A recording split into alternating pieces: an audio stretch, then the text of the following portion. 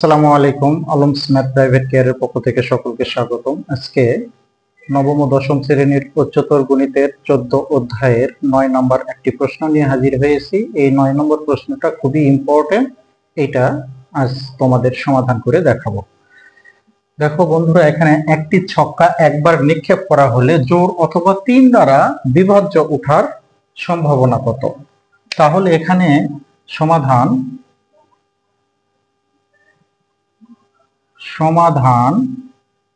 এখানে ছক্কার কথা বলেছে, তাহলে ছক্কা সমান আমরা কি জানি? ছক্কার কয়টা পিঠ? 6টা পিঠ, অর্থাৎ 1 2 3 4 5 and 6। তাহলে এটা হলো নমুনা ক্ষেত্র। যদি আমরা বানাই তাহলে কি হবে? নমুনা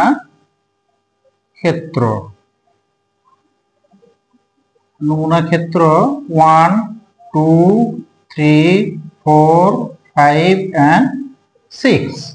তাহলে এখানে ছক্কা 6টা পিঠ, এটা আমরা নমুনা ক্ষেত্র অর্থাৎ সেট আকারে প্রকাশ করে দেখালাম।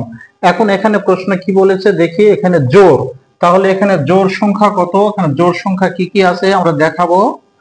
জোড় সংখ্যা, তাহলে এখানে বন্ধুরা জোড় সংখ্যা কি কি আছে? এখানে 2 4 6।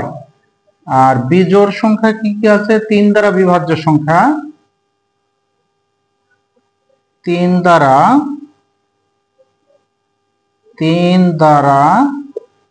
বিভাজ্য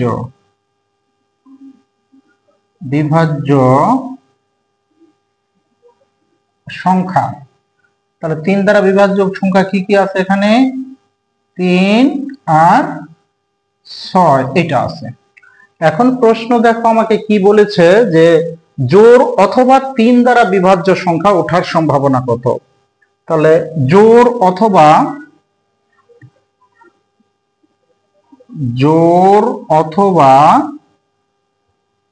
3 দ্বারা বিভাজ্য সংখ্যা, তাহলে কি কি হবে?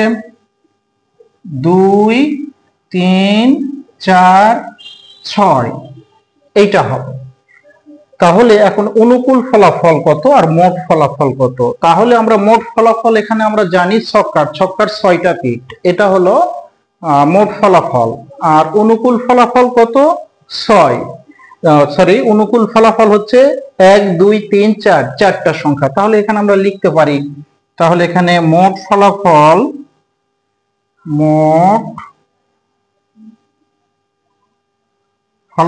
6 এবং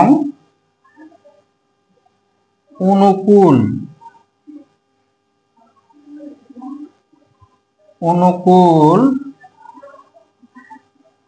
ফলাফল হলো 4। এখন তাহলে এখানে জোড় অথবা 3 দ্বারা বিভাজ্য ওঠার সম্ভাবনা কত? তাহলে এখানে আমরা লিখতে পারি জোড় অথবা 3 দ্বারা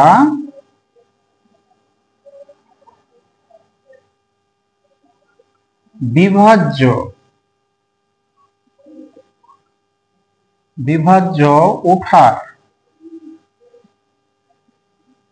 ওঠার সম্ভাবনা। তাহলে আমরা কি জানি? অনুকূল ফলাফল ভাগ মোট ফলাফল। তাহলে এখানে অনুকূল ফলাফল হলো 4 আর মোট ফলাফল ছিল কত? 0। তাহলে 2 দিয়ে আমরা কাটতে পারি, 2 দুগুণ 4 আর 3 দুগুণ 6। তাহলে আমরা কত পেলাম বন্ধুরা? আমরা কত পেলাম? এখানে 2/3। এটাই হলো সেই আমাদের কাঙ্ক্ষিত সমাধান। তবে আশা করি এই অঙ্কটি তোমরা বুঝতে পেরেছো।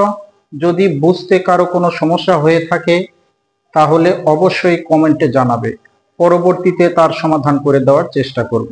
আজকের মতো এ পর্যন্ত। পরবর্তী ভিডিওতে থাকবে এখানকারই 10 নম্বর প্রশ্ন। এই ভিডিওটি যদি তোমাদের ভালো লেগে থাকে এবং এখান থেকে নতুন কিছু শিখে থাকো তাহলে অবশ্যই তোমাদের বন্ধুদের মাঝে লাইক কমেন্ট শেয়ার করতে ভুলবে না। ভালো থাকো, সুস্থ থাকো এবং শিখতে থাকো নতুন কিছু। ধন্যবাদ সকলকে।